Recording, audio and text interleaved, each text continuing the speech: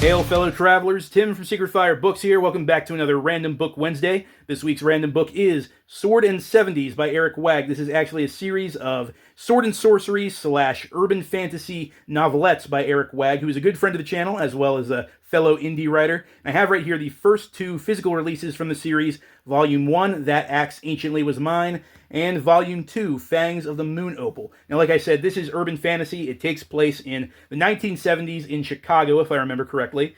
And our main character is this big buff dude, Samuel Ryder. He is an ex-con, actually. At the beginning of the first book, he has recently spent time in prison, and after he gets out, he's looking to sort of get clean. He has just moved into this crummy little apartment with his girlfriend, and he's looking to get back on his feet.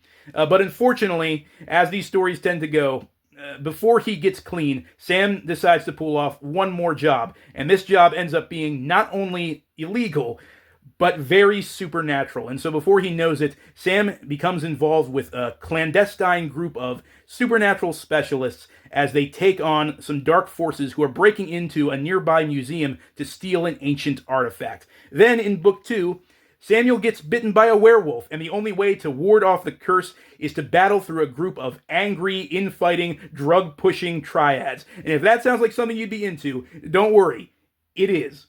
These stories are just non-stop, high-octane action-adventure from beginning to end. I found that out of all the indie writers that I've read so far, Eric has been the best at providing that kind of thing. He really knows how to write bloody, nail-biting, gritty action.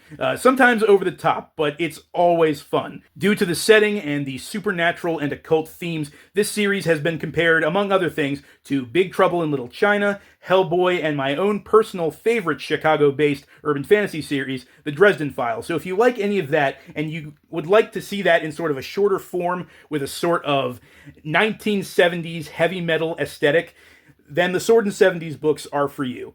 My only real complaint about this series is that they're novelettes. They're just way too short. They're these tiny little 50-page or less books that kind of feel like smaller chapters from a much bigger narrative. And I would love to see, at the very least, Eric put together a bunch of these stories into a fix-up and maybe even write a full-length Sword and Seventies novel. I think that would be awesome. But they are what they are. I do think that you get your money's worth. They're only a few dollars on Amazon.